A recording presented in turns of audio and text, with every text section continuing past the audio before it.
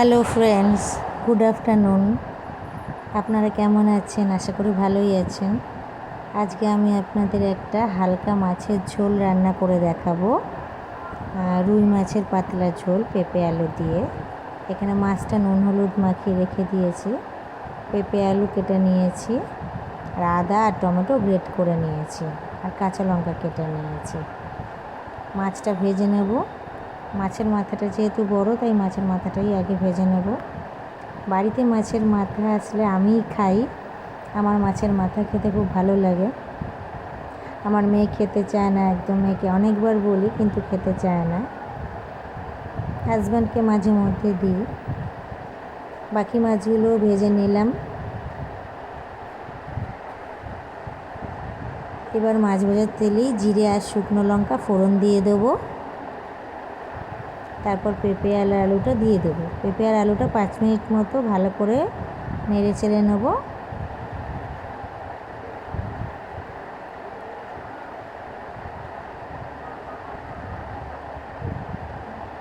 তারপর এখানে জিরে গুঁড়ো, ধনে গুঁড়ো, শুকনো লঙ্কার গুঁড়ো, নুন, চিনি, একটু জল দিয়ে ভিজিয়ে রেখে দেবো। এই মশলার মধ্যেই আদা আর টমেটো যে গ্রেট করে রেখেছিলাম ওইটাও দিয়ে দেবো। হলুদটাও দিয়ে দিলাম।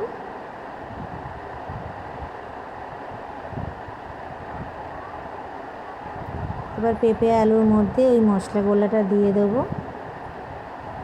বেশি ভাজবেন না পেঁপেটা, তাহলে টেস্টটা নষ্ট হয়ে যাবে।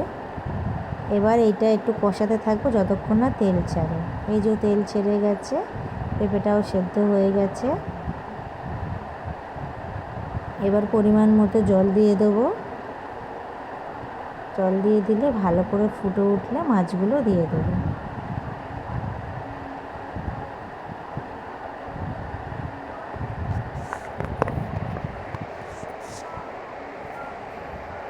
কটা কাঁচা লঙ্কা দিয়ে দেবো এই সময় দিলে লাস্টে একটা টেস্ট আসে।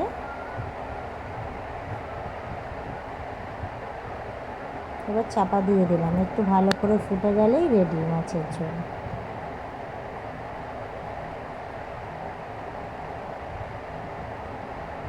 এই দেখুন মাছের ঝোল হয়ে গেছে।